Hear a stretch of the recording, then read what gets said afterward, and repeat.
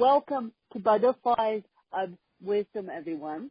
Now, this ought to be an interesting episode because as I've been hinting, it's my, let's say, 30th birthday on Thursday, so I'm going to let Mel take the lead on this one.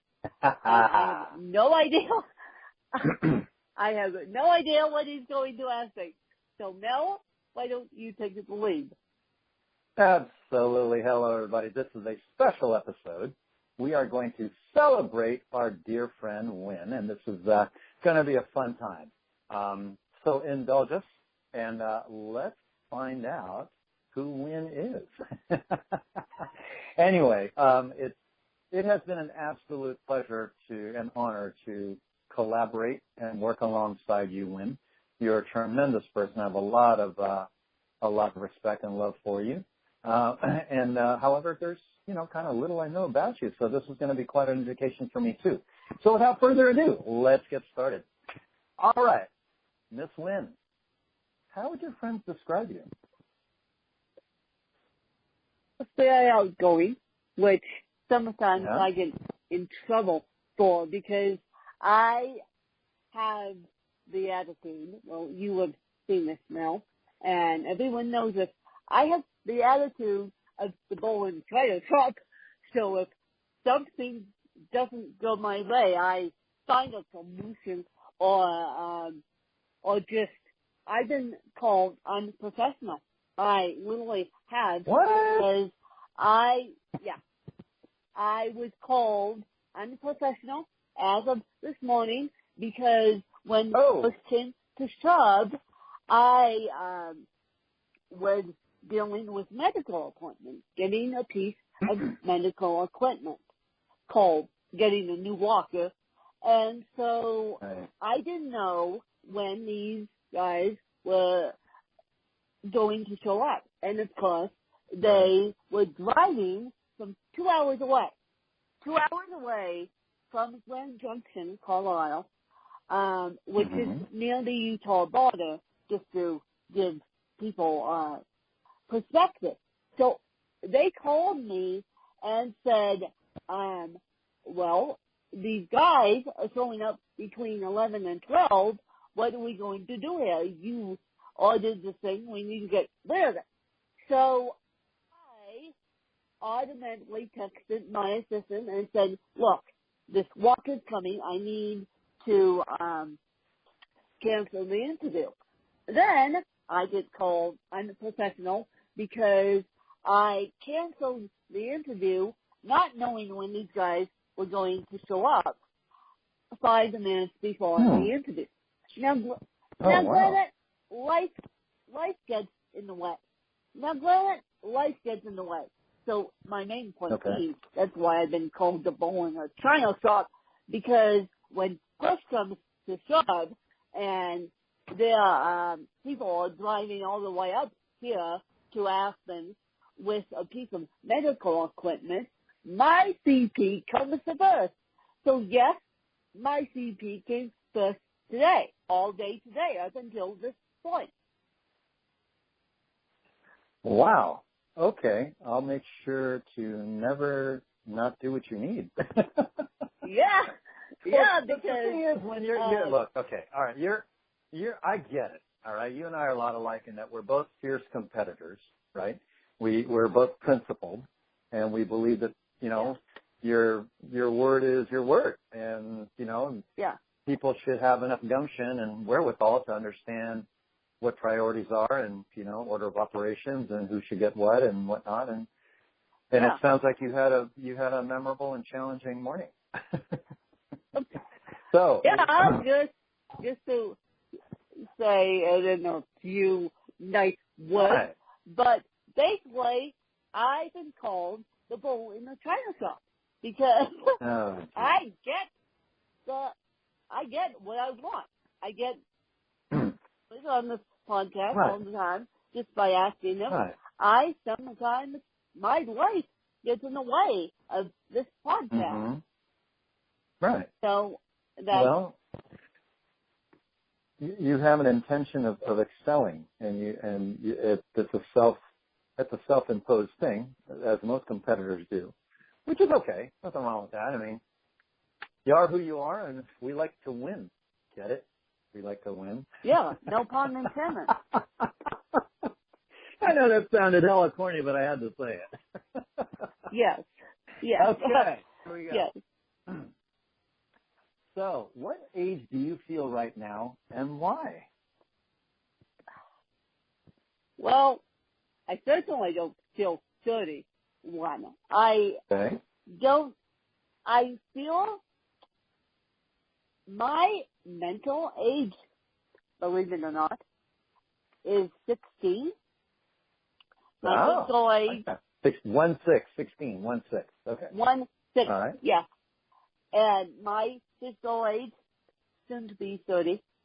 And, yeah. So that's the way I feel right now.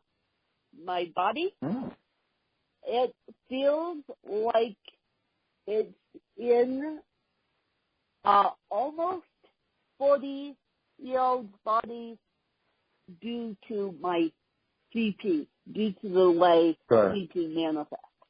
So, so it's, yeah. Due to the way so CP manifests. Mentally 1-6. What keeps you mentally so 1-6? Yeah. I mean, can we grant that that's mentally and emotionally together? I mean, maybe not emotionally, maybe a little over emotionally. But yeah? We can grant that's emotionally too. Well, what keeps you so youthful inside? What is it? Honestly, being a lifelong learner. And that's why I started what I started. Okay. Honestly, being a lifelong learner, and as you know, I am going back to school in the fall, and I am so excited to change career path because it's funny, because I was explaining this to my soon-to-be adopted mom, and my soon-to-be adopted mom and I were actually having this conversation yesterday. We are people, meaning that we can sell ice to Eskimo. A desk job for us is not necessarily good. We like the people aspect of the job, but sitting behind a desk is not good. No, there's a lot of things. There's a lot of issues that happen. Sitting behind a desk, gravity could pull your neck forward and your back. I've coached and helped rehab so many people with back problems from years and years of sitting at a desk, which is not good. But in retrospect, you're saying that you're a lifelong learner. There's a lot to that. In that, when you thrive mentally and you have a thirst for knowledge, or even like just reading or stimulating your mind, that stimuli really, really helps. I had an in-depth conversation with my mom over the weekend, and she's 83, and I don't know very many 83-year-old women that look like her. Most people in their 80s look just really old, and she does not. Yeah. And I posted quite a few pictures of her, and I would venture to think she maybe looks 70. And it dawned on me that here's a person who looks so young, and she started reciting this prayer, and she's a hardcore Catholic, and she spends a lot of her time just praying and going to church and whatnot. And she recited this prayer in perfect English. And mind you, she's old school Filipino, right? She has an Islander accent, and she has never really been that confident about her English because she doesn't think it's good.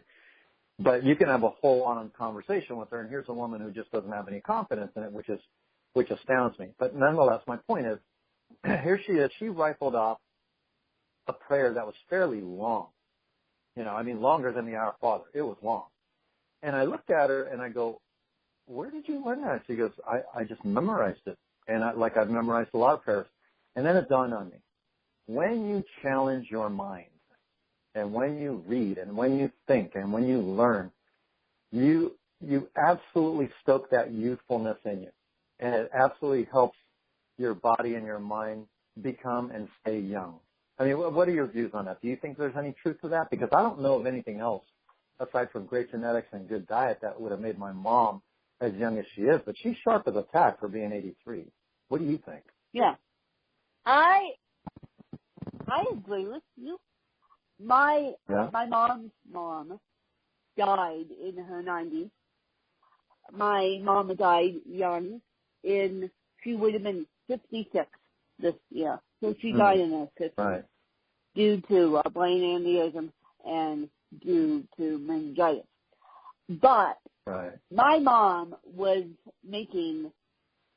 biological mom was making complete sense after 4 hours of brain surgery. And so I've been told she asked people who's taking of when was the first words out of her mouth. And my mom was always a lifelong learner. And so I agree. If you want to stop learning and become dumb, let's state it, become dumb, and then don't pick up a book anywhere, or don't pick up a podcast anywhere. But keep doing that lifelong learning. Right. Well, okay, that kind of rolls into my next question. You just kind of prompted me. This wasn't on my list, but now that you're talking about that, I'll ask it. A good friend of mine asked me this question about being in relationships, and I'll ask this same question to you, and it should be a question that you should ask anybody once you've spent enough time with someone in a relationship. If you're seeing somebody and you've developed some strong feelings for them and you're letting your guard down and you love them or whatever that means to you, and let's say this person absolutely didn't want to learn anything else, didn't want to take on any new projects, didn't want to try anything new. You know, if you said, hey, sweetheart, let's go wine tasting, and the first thing out of their mouth is, well, I don't like wine. Well, that's not the point. Yeah. Right? Okay, so, or let's go learn, swing dancing, or let's go hike up in Tahoe. And they didn't want to learn anything new. They didn't want to tackle on anything new. They didn't want to explore. They didn't nothing. They were unbelievably happy with the way they are. They don't want to change their career. They don't want to learn anything new to make their career better. Maybe they've topped out. Maybe they haven't. I don't know. Maybe they're close to retirement. They've racked up a good percentage on their retirement. I don't know. Or maybe not. Maybe they're like in their 40s, okay, where they still got a pretty long 20 years left in their career. Would you be okay with somebody who didn't want to learn anything new or tackle on anything else? No. And that's one of the reasons why I acquired you as my weekly co-host, and that's why one of the reasons why I dropped me as a person, because the other person was so, even though he says he loves me, and even though he says I'm a bookworm, which is true, he was so hell-bent on disabilities and disability advocacy and politics that it drove me insane. It drove me insane, and every time I talked to him about it, not in a defensive way by any means. He would just say, "You're not making sense, all this," and it's like, fine.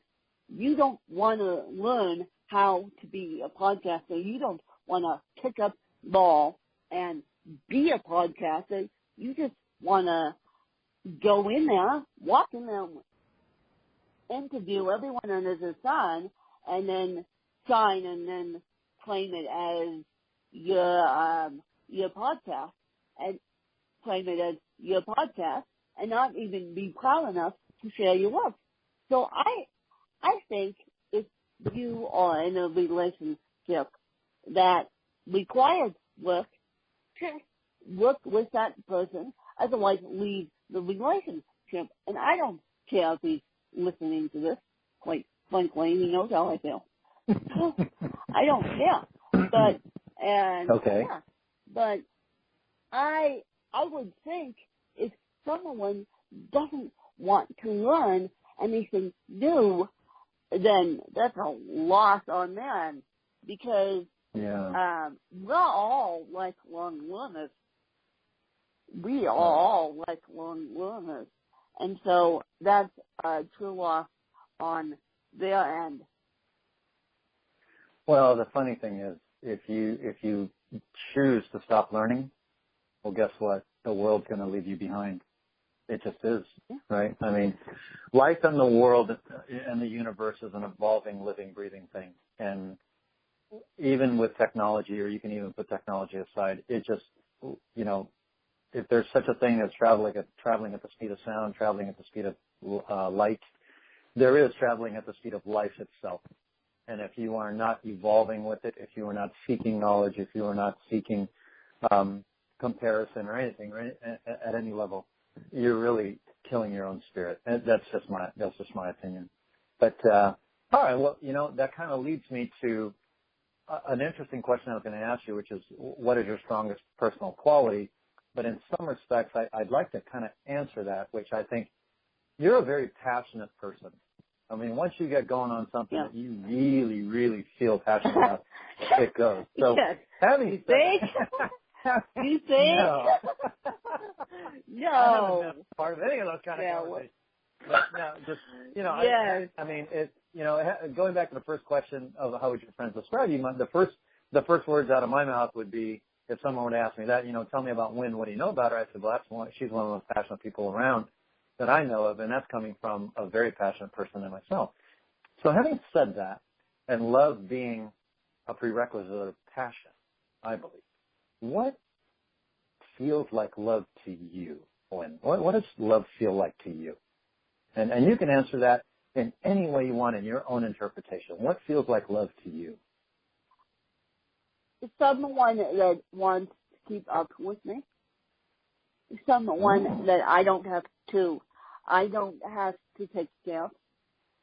Someone that doesn't say, do you love me every 2 seconds? Someone that lets me, I shouldn't say lets me leave, that supports me. And someone that is, quite frankly, non-disabled, because taking care of a disabled person is a lot for the other disabled person. And so I don't want to be someone's nurse, quite frankly. So someone that, and I have thought about this. I have thought about this for the past year. I have, since I had a boyfriend, I thought about this for the past year, and of course I tried to support him the best I could, but he thinks that we are two opposite ends of the spectrum, and we are. And it's going to, if I have another disabled person in my life, it's going to be a lot. It's a lot on disabled bodies just to take care of the disabled. Right. You know, that's a great point. That's a great point. That presents its own challenges, doesn't it? Absolutely. Yeah. Absolutely. All right. So, okay, well, you know, what about your free time? How do you spend your free time? I mean, I would imagine, do you have a decompression time? You know, you're such an intense learner and such an intense giver and provider of service and so passionate about stuff. How do you replenish your own love tank personally without relying on someone else? Do you meditate? What do you do in your free time to take care of Wynn and make Wynn feel good? What does Wynn do to Wynn? As I said on the podcast, as I said on another podcast, talking about alternative medicine and talking about how I'm not on opioids. And so, yeah. And so I keep teaching people. I said, don't talk to me until I at least have 1 cup of coffee and a podcast. and then you can talk to me. But don't tell me Oh. stuff at 7 a.m., which my dad tends to do. So you tell me random facts at 7 a.m. So it's like, yeah. So that is what I try to do, and the majority of my self-care is listening to podcasts, and even though it's kind of working, it's not. I like to listen to other people's interview styles. Oh. So, I mean, that is kind of working, but, you know, what is it about? There's got to be something about that makes you, is it soothing to you, or is it introspective, or does it, you know, you like the self-reflection and kind of thinking to yourself, wow, I like that style, or no, I definitely wouldn't do that. What do you get out of it? I mean, if that is your relaxation time. Well, yes. And also, my relaxation time is getting in the exoskeleton, quite frankly, even though they consider that PT. That's my Zen time. It makes me feel like gummy. And so getting back to the podcasting aspect, I think that that's a self-reflective thing. How could I make my podcast better? I could see that, and you're in relentless pursuit of excellence when it comes to that. And you and I have to spend. Our audience doesn't know that you and I communicate with each other several times during the day, daily, virtually every day, every day, about how are we going to improve what we do. You know, how do we improve what we do? And I appreciate that. I admire that, sure, and because it pushes me to be better. And I will go on record as saying that my collaboration with you and our friendship since you've walked into my life has made me a better professional and a better person. So thank you, Wynn. That much I could tell you. I'm not saying that. I mean that, you know, because you're the only disabled person I know that works with me, you know, on a regular basis. The closest person I had was a paraplegic that was in a wheelchair. And we worked together for a long time. He was a client of mine.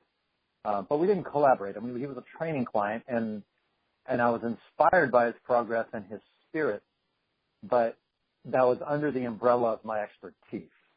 You and I work together, I'd have to say 80% of it totally out of my expertise. 20% of it, I am working through it, and I'm showing up in uniform, and it's Game 7 of the World Series every time I get on a podcast with you, because I gotta bring my A game, you know. So, and I'd like to believe that I've done a well enough job, obviously, because I'm still around. You've kept me around, you know. And what do I know about fashion? And you asked me, you know, would you do Wisdom of Fashion with me? I probably stunned you when I said, yeah, sure, I'll do it with you. I mean, I don't know how you felt at the time. I think you even texted me back and said, are you sure? I'm all, well, yeah. I mean, why not? I don't know much about disabled fashion, but I love fashion. If you're fond and enjoy something, you're more willing to learn it, to explore it with an open mind rather than not, right? You know, so that's what I go into, you know, whenever we work together, whenever I see a text from you or you have a question you pose me, and I may not know a damn thing about the question. Sometimes I'll look at a question you send me, I'll go, yeah, no clue. But you know what? We'll figure it out. Well, there's always a power to Google. There's always a power to Google. And you know what? We haven't hit any major road bumps yet where we've fallen flat on our faces. But we definitely work together. So I admire that about our collaboration. So speaking of admiration, who do you admire most in life? You know, that you know of personally, or an influence, somebody in history, anybody. Can you give me a couple of people, or a couple of individuals in history that you admire in life? I can give you 4 people. And let's hear it. The first 2 actually live with me. The third actually kind of lives with me. The fourth, not so much. And I'll look backwards here. The fourth, I actually know. And the fourth has a disability. And the fourth got a liver transplant and won a bronze medal in Salt Lake City in 2002. And normally, you don't get to meet not only the Olympian, I'm very close to his family / him, and normally you don't get to meet the transplant recipient when you have a transplant. But because of his claim to fame, going to Nagano in 1998 and dying and having his liver fail, almost dying in Nagano, not realizing that in the next couple of years he was going to need a liver transplant. And then the family got to meet him. The family of the donor got to meet him because of his claim to fame. And now, how he got his liver, and you can Google this whole story, it's public knowledge, and how he got his liver was through a 13-year-old boy living in Denver, Colorado. Mom goes out to buy a pack of cigarettes. Boy has friend over, and gun is in the bowl. Little boy actually gives the gun to his friend, and the friend shoots his friend. The donor. Yeah. What? And so, yeah. So that's how my friend Chris Krug, K-U-L-G, for those of you who need to know how to spell that last name, got his liver.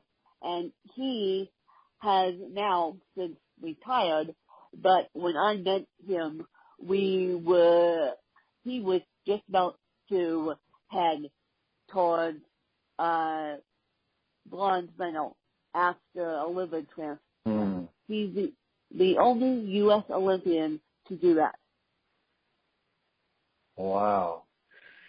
Definitely a defining moment in his life, isn't it? A few defining moments in his life. Yeah. You know. And I'm hoping, well, how about you? I'm hoping to eventually grab him. He's in real estate now, so he's very hard to catch. But maybe eventually I'll grab him and have him on a podcast so you guys can hear straight from the horse's mouth about his liver transplant. And so the third person that I really, and that happens to be my dad, who lives with me. And so my poor dad put up with me on the phone doing these podcasts like they're no tomorrow. So that is what my poor dad puts up with. And so the second person that inspires me is my stepsister, who is in college on a track to communications, believe it or not. And she can hold a conversation just like the rest of them. And the first person that inspires me is my stepmom.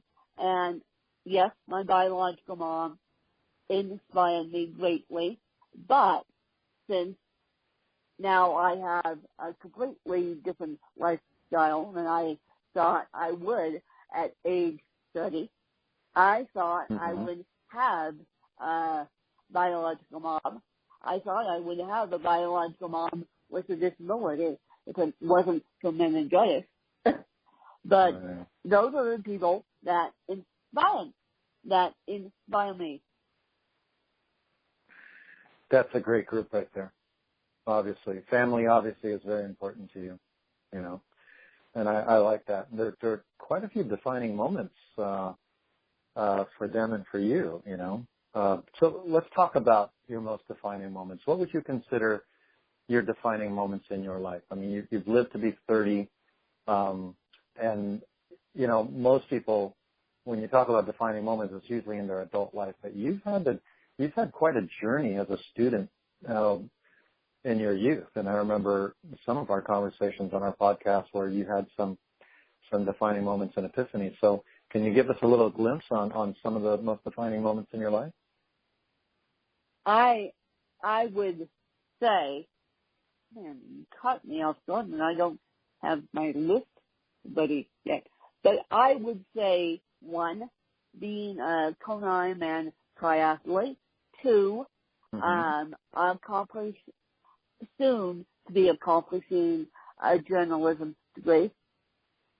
Right. And yes, and those are some of the defining moments in my own life. Mm. Yes, very, very significant ones. One of the things that stood out to me is that you competed in a Kona triathlon. And for those of you in the audience that don't know what that is, it's a swim followed by a bike and then ending with a run. And it's grueling. Yeah. And for you to have achieved that, mad love and respect for you for that. As a fellow athlete, I could tell you that is major, major passion and discipline, because without it, you'd stop. It's so easy to just quit, you know, so easy to just quit. But, okay, well, let's shift a little bit. Let's laugh here a little bit. What are your most embarrassing moments, Lynn? Help us out here. God. Give us a good laugh. What do you got?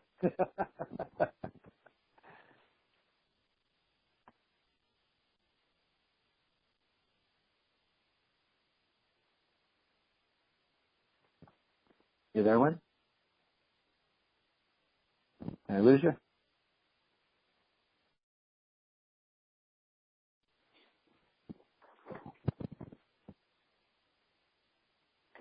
Hello, Lynn. The host has joined the conference.